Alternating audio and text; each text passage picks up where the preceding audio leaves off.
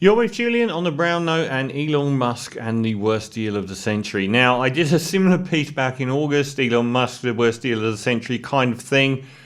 And I was completely wrong, as I was wrong about everything to do with the Trump election because he won. I wasn't wrong about everything. I did say that he would impose fascism, and that has happened. So what he would do when he got in power, I wasn't wrong about. But I said that Elon Musk had thrown his weight in with the losing candidate and would be dealing with a very unfavourable government when the dust had settled. And the reverse has been true. He spent $250 million and has been given his court jester role to gut public services, which then the private sector will simply move in. When you think about, like, it's such a public winner for people that have no brains.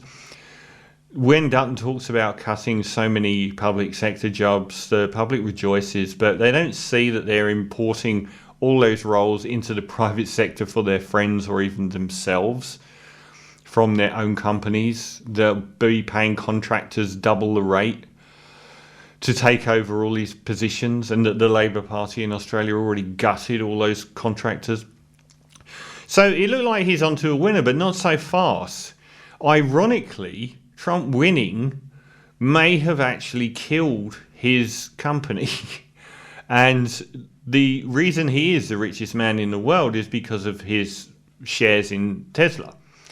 Not so much all of the other entities, the SpaceX and whatever else he's getting out of what he's doing for government. And no doubt he will be setting himself up to replace NASA with his own company and so on. And I'm sure he'll do well out of that, but the overwhelming amount of money that he has is the Tesla shares. Now, the simple paradigm here, which he doesn't seem to have factored in, is people that love electric cars hate Elon Musk, and people that love Elon Musk hate electric cars. I have never, ever in business history seen somebody so publicly represent the other side. This guy stands for nothing. 10 years ago, he was all about, the ecology, the environment, and, electric vehicles and progression and all of this kind of stuff, and appealed to that demographic. And Tesla became the, I think, biggest car manufacturer in the world as far as share capitalization goes and so on. And now he has, like so many attention-seeking narcissists that are so desperate for public attention, has thrown his weight completely in with the populist right. And from everything to his, anti-trans activism, which has no place in his world at all. It's just, he's part of the buzzwords of the populist right, where he gets these 14-year-old Andrew Tate boys to work for him in culling government jobs and so on. The people that reached out to buy a Tesla did care about the environment, and they believed in climate change. And now they've got this guy representing this company as a figurehead, and he is monumentally more than any other, even more than Jeff at Amazon. He is a figurehead of the ethos of Tesla.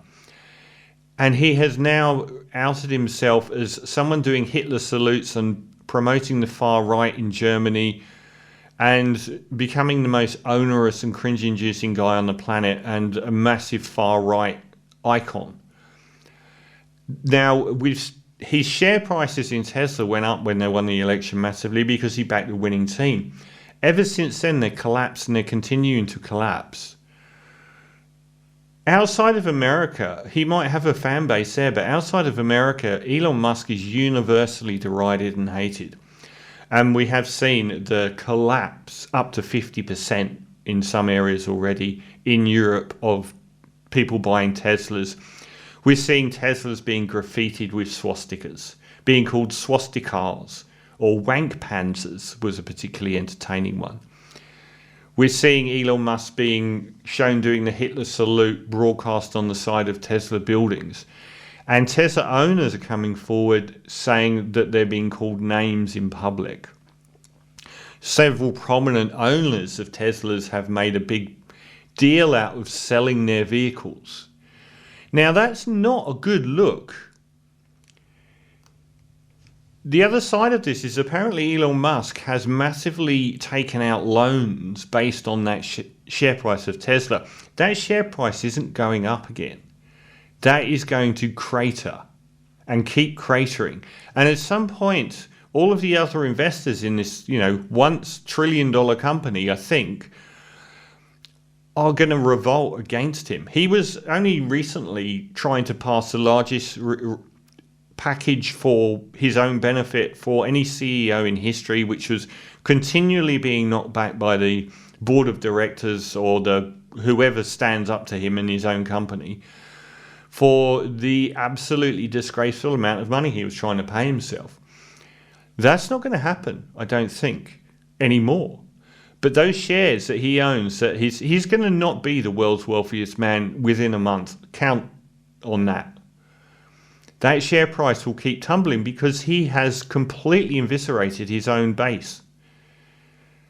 The jocks and the F-100 gas-guzzling drill baby drill people that love him now aren't ever going to buy a Tesla. They will specifically, morally, not buy an electric car because they've been hoodwinked into believing that climate change isn't real. They regard it as a fight against action on climate change. They're not going to be buying Teslas.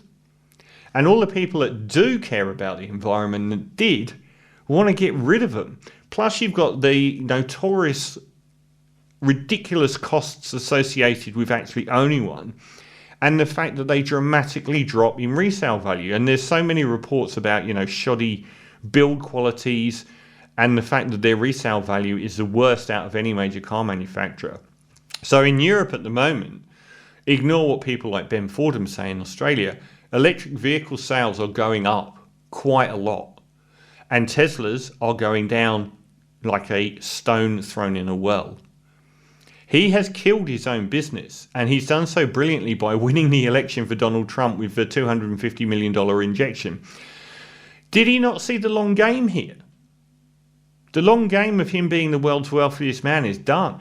He's not welcome back into the fold now. No one would believe him if he turns around and says that I'm abandoning. Once Trump's bled him dry and finished using him as a court jester, and he's on his own again, he's not being welcomed back into the fold by Tesla's future potential buyers.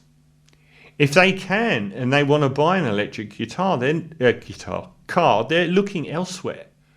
So he has done more damage to his own brand than probably any man in history. And I cannot understand how he hasn't been removed as a CEO. I think they're down 25%, which is, I think, several $100 billion since Christmas. And that's just going to continue. Who's going to buy a Tesla now? His fans in America? They don't want an electric car. And good. It will be one of the greatest downfalls and most satisfying downfalls in history.